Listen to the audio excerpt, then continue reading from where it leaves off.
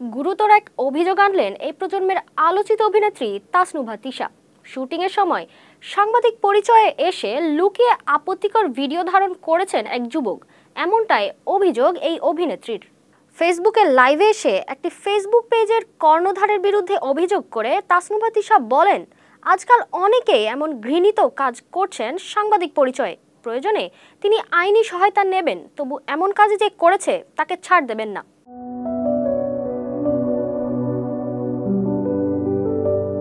হঠাৎ মধ্যরাতে এক যুবকের ছবি শেয়ার করে লাইভে আসেন অভিনেত্রী তাসনুভা তিশা। তার অভিযোগ, শুটিংয়ে সাংবাদিক পরিচয়ে লুকিয়ে তার আপত্তিকর ভিডিও ধারণ করেছেন সেই যুবক।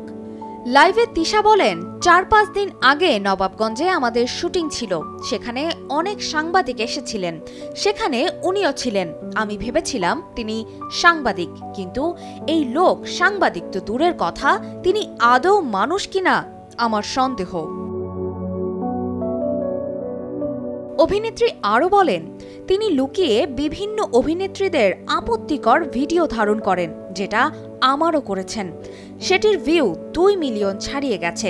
ভিডিওটি ছড়িয়ে গেছে এবং নামানো সত্ত্বেও অনেকের কাছে আছে। শুধু তারই নয়, একাধিক নায়িকার আপত্তিকর ভিডিও ওই ব্যক্তি ধারণ করেছে বলে অভিযোগ করেন তিশা।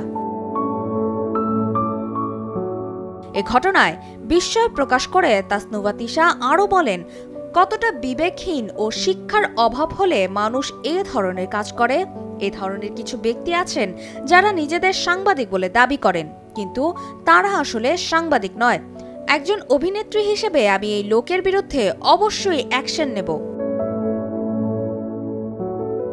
সাংবাদিকদের উদ্দেশ্যে তাসনুভা বলেন, আপনাদের নিশ্চয়ই এ ব্যাপারে করণীয় কিছু আছে।